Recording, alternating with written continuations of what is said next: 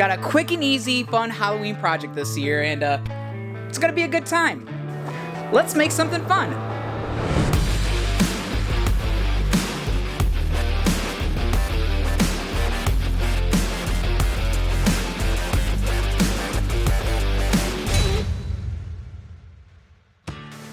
So one of my favorite Halloween specials of all time has got to be It's the Great Pumpkin, Charlie Brown. I got it wrong. And this is another one of those projects where I've been meaning to do this for years now and just haven't gotten around to it. So this year I'm getting it done. But we're gonna make a real big sign for out in front of the house of Linus holding up his Welcome Great Pumpkin sign. Now, I've seen these in front of people's houses before every once in a great while, but every time I see one, it drives me nuts because they make this awesome sign, but then they try to hand draw it, and hand drawing to scale never quite works out, and Linus always ends up looking very awkward, nothing's to scale, and it just drives me crazy.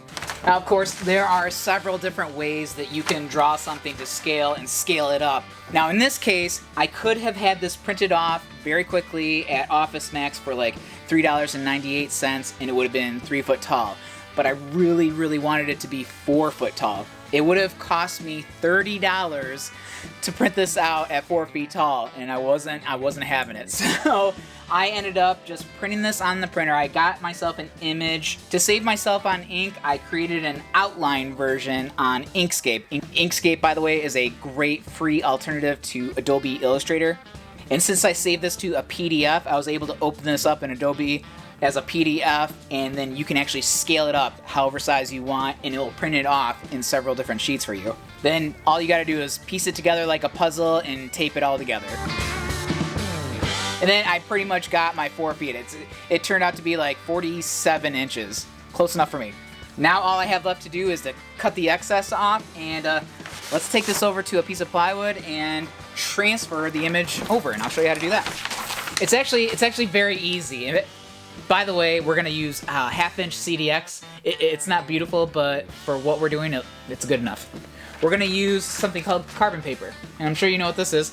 We're gonna put it underneath, then we're going to take a pen, pencil, and we're going to trace all these lines. But just make sure that you got your black side down. And these things are great too. They're not expensive, and you can use these actually over and over and over again. And it's a great, cheap, easy way to transfer images onto wood or other materials. But I'm just gonna take the same sheet, trace along.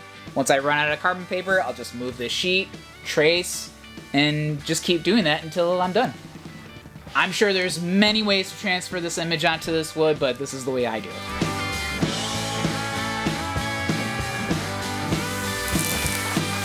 Alright, now, just gotta cut it out.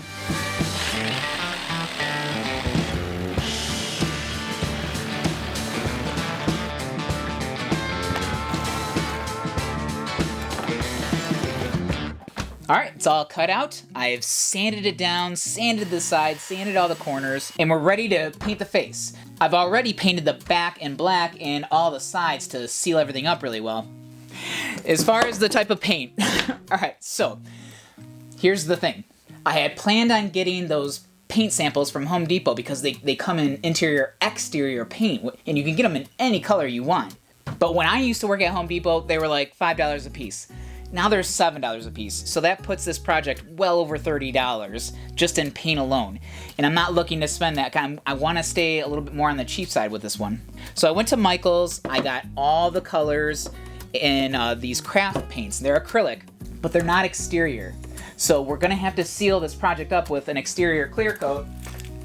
So I got this stuff. I got it in satin, but you can get it in matte and gloss if you really want to. This put me at about $15 for paint altogether. So we're still way cheaper than we would have been. As far as the lines are concerned in the details, these carbon lines should bleed through the paint, so I still should be able to see all the detail after I've painted the main colors on here. So then I can go over everything with the outlines.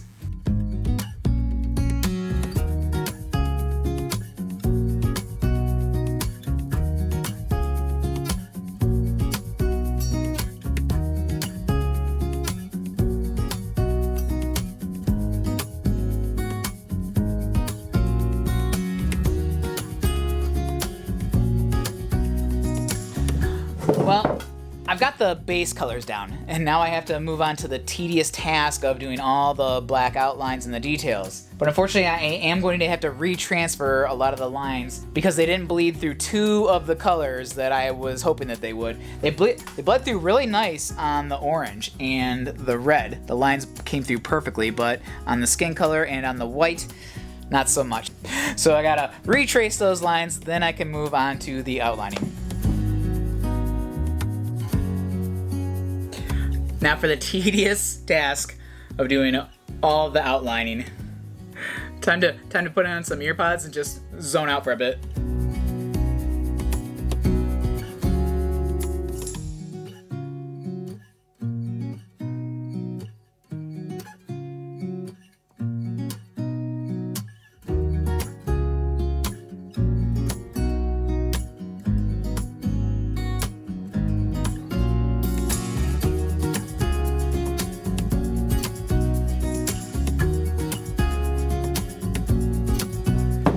Oh, and by the way, have you met my patrons?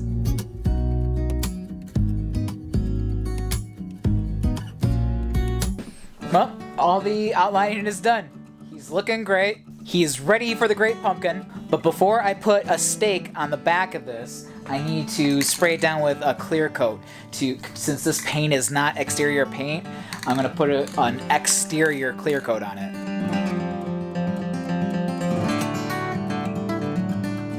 The last thing I did was I attached the stake.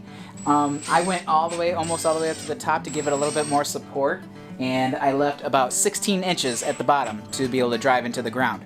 I don't know how necessary this is, but I had some extra conduit left over, about 1/2-inch conduit, and I ran it up the post that Linus is holding on to just for a little bit more stability. Again, don't know how necessary that is, but I did it just in case.